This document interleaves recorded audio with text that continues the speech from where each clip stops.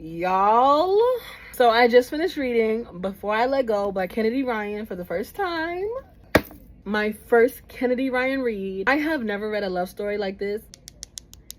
This book touches on everything from depression to grief to loss of pregnancy to mother-daughter relationships to divorce. And it is second chance love in a way that is real and raw and just so heartbreaking and heartwarming at the same time. I loved both Yasmin and Josiah's character. I also love seeing Yasmin's dynamic with her daughter. I also love that we had a representation of a divorced couple that co-parented very well and still had a lot of respect for each other in raising their children as a unit. Yasmin's experience and struggles that she went through are very specific, and I think there are lots of women who can relate to what she went through, sadly. But her resilience and her strength and her will to be a better mother and to show up better for herself and her children are admirable, to say the least. We also get to see representation of Black boys and Black men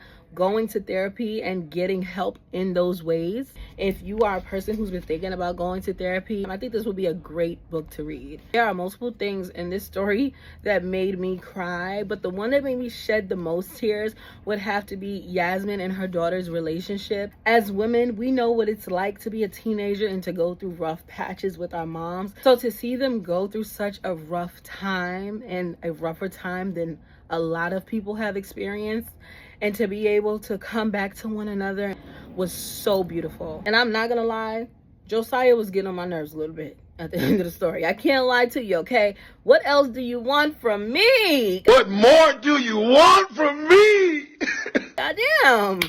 She done did everything she could do. What else do you want? And I really wasn't feeling that whole arrangement. That felt like disrespect a little bit. But Hendrix, that's my girl.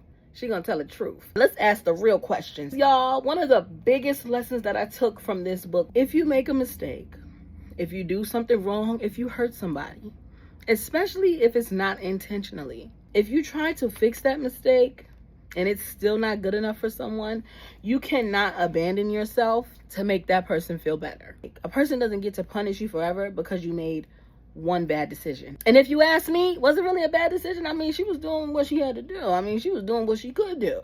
And I absolutely loved it. And I think you guys will too.